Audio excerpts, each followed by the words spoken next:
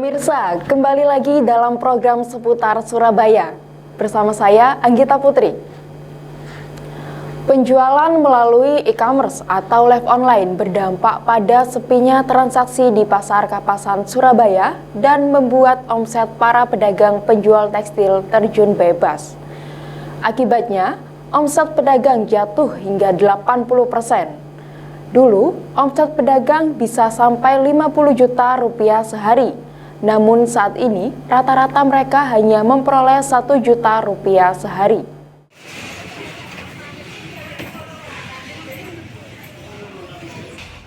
Seperti inilah aktivitas di Pasar Kapasan Kota Surabaya.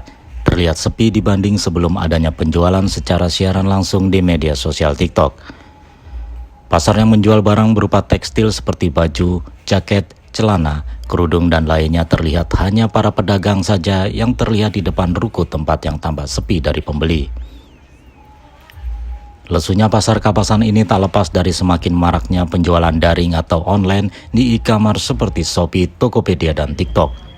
Belum lagi harga yang ditawarkan di e-commerce juga dirasa lebih murah daripada harga di pasaran, membuat kondisi Pasar Kapasan semakin sepi.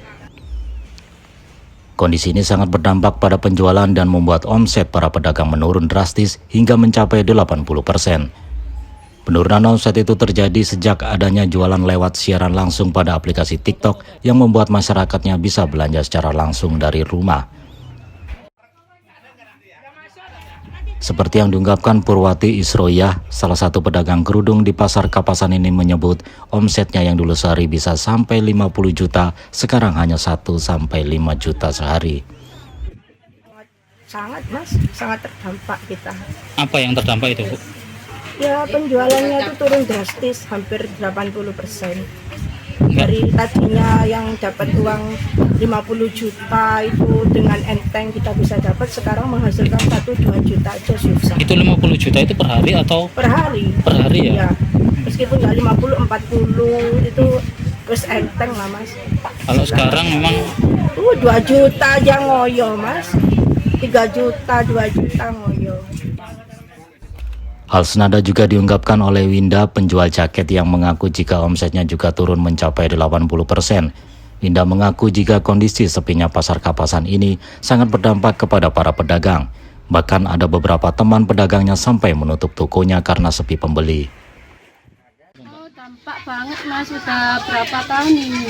TikTok itu loh, kan live-livean lebih murah. Kalau kita kan di TikTok itu kalau live-livean beli satu aja murah, dikasih harga grosir kayak gini. Kalau di sini kan minim harus ambilnya 3 atau 2 gitu. Kalau di TikTok kan masih ada voucher lebih murah lagi. Jadi dampak banget. banyak yang terasa ya di pasar ini ya? Banyak. Sementara itu, Rosi Kartika yang menjual pakaian wanita Islami mengikuti perkembangan zaman seperti sekarang. Rosi menyebut jika dirinya mau tidak mau harus bisa mengikuti perkembangan zaman agar tetap bisa berjualan dan bisa mendapat pendapatan. Untuk saat ini sih offline-nya nggak nutut ya, kalau bahasa Indonesia nggak nutut.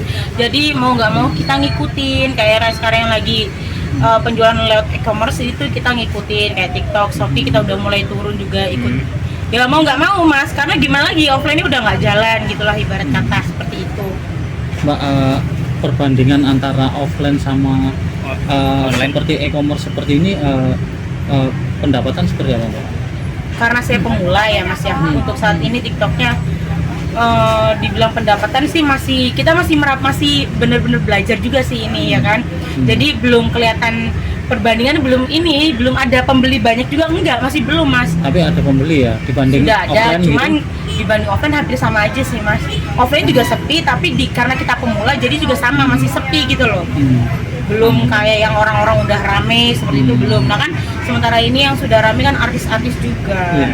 Kita kan dari kalangan pasar, ini kan pasar grosir kan mas ya, beda, bukan artis juga mas gitu.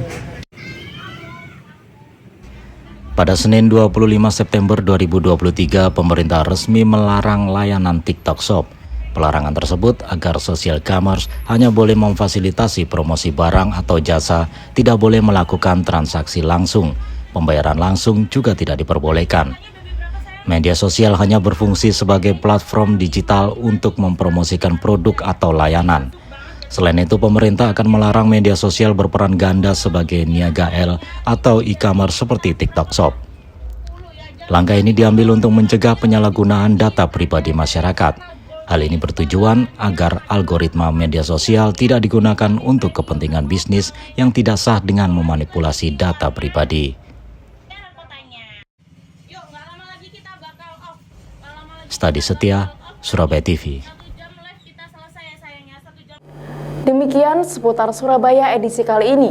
Saya Anggita Putri, salam Surabaya TV.